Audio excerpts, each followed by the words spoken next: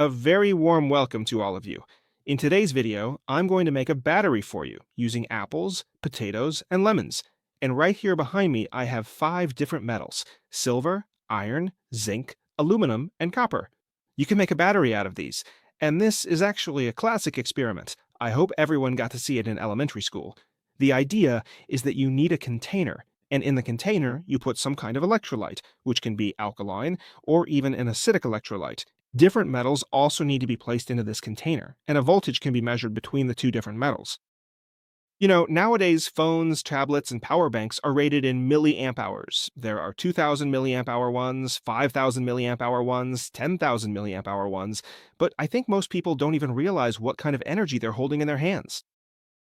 Technology has advanced a lot in the last 20 to 30 years, so it's worth knowing where all of this started, what the basics were, and how it all works. So that's exactly what I'm going to show you now. I've carefully placed the different types of metals on this clean white sheet. This first one is industrial silver, which is mainly used for welding. This is a galvanized iron screw, so for our purposes, I'll consider this as zinc.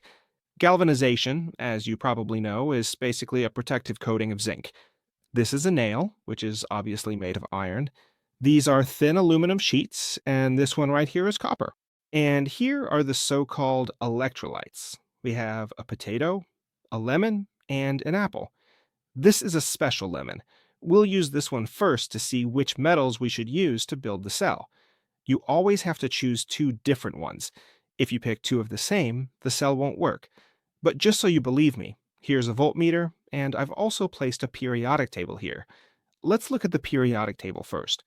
In the periodic table, you can see that the metals listed here you can clearly see iron, and over here you see silver, copper, zinc, as well as aluminum. So these particular metals are relatively positioned in the middle and are grouped together within the periodic table of elements. You can observe them right here. That's an LED placed in the middle, right at the bottom of the cap, and that's what will indicate to us, so to speak, just how strong our cell is. The brighter the LED lights up, the stronger and more powerful the cell will be. I'm going to stick different metals into this lemon, and we'll carefully check with the voltmeter to see which 2 metals are, so to speak, the winners, the ones that produce the highest voltage. I'll carefully and thoroughly document the results of this friendly competition on this board, so we can all see them clearly. We'll do it so that silver will be the reference, and the pairs will be silver zinc, silver iron, silver copper, and silver aluminum. I'll write down the voltage produced by each pair here on the board. First, I carefully stick the piece of silver metal into the lemon fruit. Second, I select the zinc as the next electrode. Let's check the voltage between the 2 electrodes. The reading is 0.5 volts. Now, in place of the screw, a piece of iron goes in. Let's say the voltage is 510 millivolts, 0.5 volts.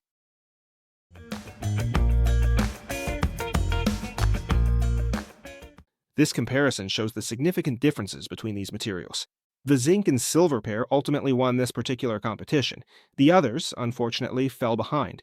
Iron managed to achieve only about half as much as the winners. Aluminum also managed to reach only about half as much as the top performers. Let's begin with the potato. I'll arrange 4 potatoes side by side here, making sure they are all neatly aligned in a straight row, and I'll carefully insert the silver rod into one of the potatoes, ensuring that it is placed properly and securely. As you saw earlier with the lemon, a single cell was able to produce about 1 volt of electrical potential. But here, in this case, it's 780 millivolts. Let's check the other cells as well. This one gives a little less voltage, this one a bit more, and this one can also produce 660 millivolts. An LED wouldn't work with this voltage yet, so we need to connect them in series to increase the total voltage. That's why we have these copper wires here, and this process goes very quickly. And let's see together what 4 potatoes can actually do when they're connected like this.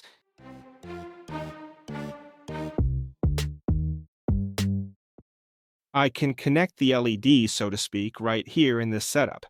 And I hope the camera can see that the LED is lighting up just a little bit there, even if it's faint.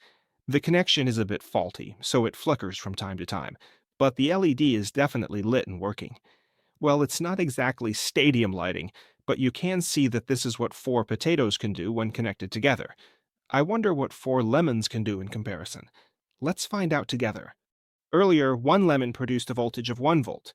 Now, let's take a closer look and see how much voltage it provides at this moment. This next one is also reading 0.9 volts, which is almost 1 volt, and this last one is also almost 1 volt as well. So, when we add them all together, that's a total of 3.7 volts, which is actually a bit more than what we observed earlier in our previous measurement. The potato managed to produce 3 volts. Here, too, the result is the same. Basically, the LED lights up. True, it only flickers, but it does light up. So the lemon could produce a little more voltage than the potato. Let's check the apple. By the way, this yellowish coating on the screws is zinc, which is nothing other than zinc. However, about 10 years ago, screws were often cadmium plated. Cadmium has roughly the same value. It has a similar color, but it was banned because cadmium is highly toxic and is harmful to the human body. What happens if someone comes into contact with cadmium is that the cadmium gets incorporated into their body, unfortunately, replacing the zinc, pushing it out. But zinc is a very important component, or at least a very important part of the human body. So, if cadmium enters the body, a person can get sick. The 4 apples produce 3.5 volts, so the apples can provide 3.5 volts, the lemons 3.7, and the potatoes were able to provide about 3 volts. Okay, what can we do with this?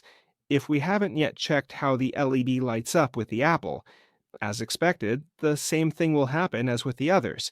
I'll have a faintly flickering little LED. It doesn't light up too brightly.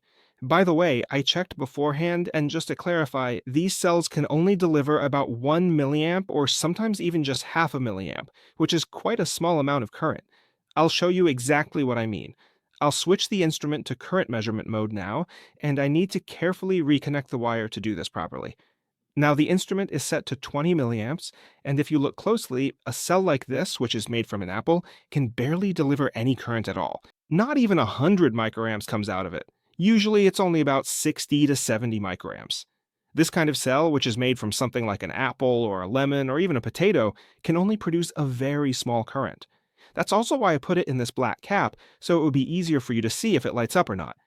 You need 2 different metals, because if I stick 2 identical metals into, say, the lemon, you'll see that it doesn't produce any voltage at all, and the cell simply doesn't work. There's no voltage present at all.